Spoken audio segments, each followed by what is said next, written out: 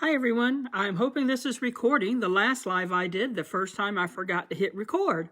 So, welcome all to Your Time to Sparkle. My name's Dale Kate, and I have started crafting again. So I just wanted to show a couple of things. I know that I myself have had problems, or challenges I should say, making bows. And I want to show you some simple ways that you can make them. On this crafting page, we'll have a whole bunch of different things, and I'd love to have y'all share yours as well. Okay, what I've done here is I've cut a ribbon, and I'm going to say it's probably a foot long, maybe 14, 15 inches long. It's just a wired ribbon. To make a simple bow, if you go to the center of it, like so, and I'm not sure you can see that, I'm going to the center. Let me see if I can get this camera up just a little bit more. It's probably going to show some of my junk, but excuse me for that. Okay, you're going to do the bow like this. You take and loop one piece over. Then you loop the other piece over so that both loops are about the same size. Now this is a really difficult one, guys. Now I do like to use wired ribbon. All I do is I take a piece of string.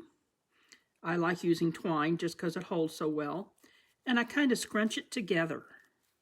And you see how I've just kind of scrunched it? Then I take that string, and I'll show my lack of coordination here when I try to make a bow, not a bow, but a knot online, especially when you're supposed to hold one end and tie it. But you just tie it into a knot, and once I get this tied, I'm going to lay it down, pull it tight, do it again, and that's a cute little bow that you can put on anything. And then I just trim the two pieces of twine. So was that not super easy? Okay, the next piece I'm going to show you is another one where I have cut lengths of ribbon, and I've just done an assortment of colors that blend together. Okay, some are wired, the brown is not, so it's a little bit more challenging. But all I did was dovetail the end, and you do that simply by folding it in half and cutting at an angle on each end. So I have taken some different colors, and I'm just going to stack them one on top of the other. First of all, I'm going to lay my twine down. No, I'm not going to lay my twine down yet. Okay, so I've got trucks, I've got leaves, I've got the brown that's not wired, and I'm just laying them a little bit across from each other, not any particular way, just layering them. And you don't have to do the same rotation. Again, just layering. So you can see some are one length and some are another. Okay, I'm going to lay the string down and put it on top. Okay, and then I'm going to tie another knot. And it's going to pull them all together. And you kind of want them to squinch, not just pull together. Squinch. That's a new word, squinch. Squish together. Pull it tight. And untie it and get it in the middle rather than on the edge. So you don't have to be perfect to do crafts. In fact, I've got a new motto with my crafts. My crafts are like my life. It's not perfect, but somebody loves me. Okay, all I've done is tie it. And again, I'm going to cut those trims off, but what you've got is this. And then you just sort of pull them around, and you have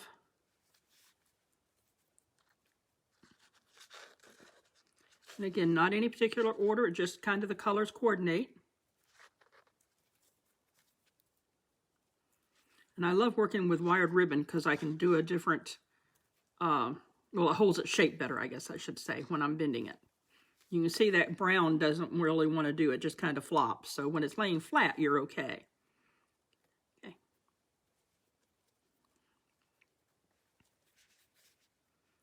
And you just work with it till you get it how you want it. And that is your,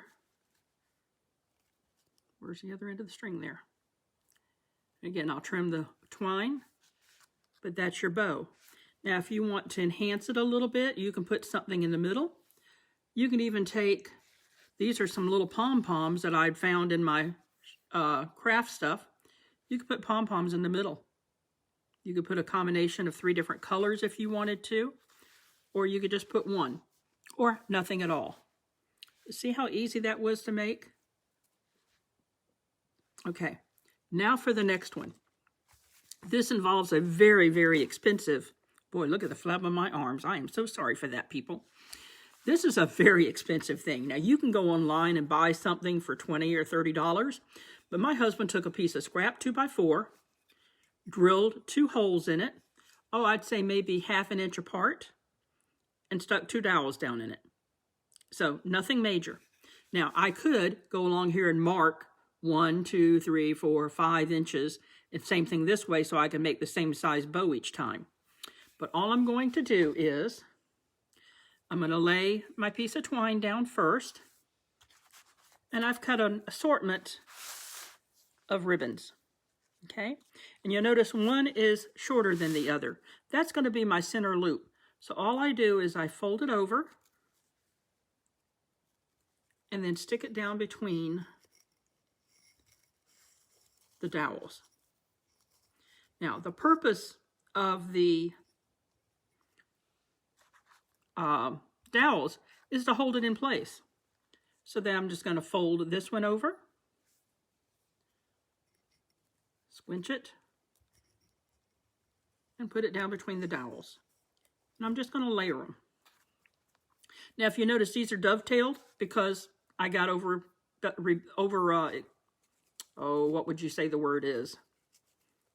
Anyway, I dovetail them, forgetting that I didn't need to dovetail them. So again, I'm just stacking them one on top of the other. Now, if you're like me, we've got all types of scrap wood around our house. So again, just squishing it together and stacking it. I like to alternate the colors. But it's such an easy thing to do once you've got them in like this. Now, I used to do Southern Living at home, and I made a lot of Southern Living bows where you looped it, twisted it, looped it, and twisted it so that you had all the outside looking the same. Well, there's no looping and twisting. This is just so very easy. All right, we're going to keep going. We got a few more loops to go, and you can decide how many you want to put in, how many loops, how big you want. You know, sometimes coordination would help. It's going to be a real full bow. Sometimes I do 5, sometimes I do 6, and sometimes, like today, I get carried away and do a lot more. So, again, I'm just overlapping, squinching, there's that word again, squishing. All right, and then I'm going to take the twine, which I should have made longer. I'm going to turn it this way so maybe you can see it a little bit better. And I'm just going to tie it. So I say, we'll see if I can do this. Okay, got it tied. Okay, so then I'm going to lift it out. And I've kind of got it off center again. And then I'm going to tie it tight.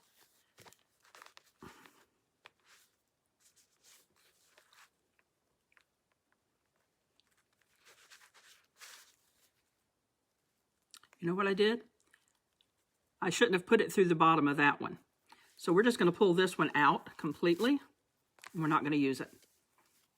Okay, so then all I do is fluff up my bows and go opposite directions. My bows, my loops.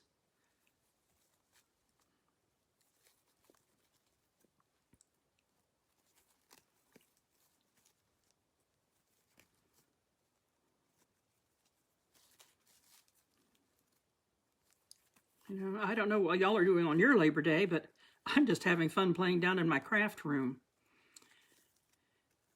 And anyone that's local knows that they're welcome to come play in my craft room with me. I'm having all sorts of fun of doing different things, whatever I feel like doing. That's one of the benefits of retirement, is that you can play when you want to play and not when you don't want to.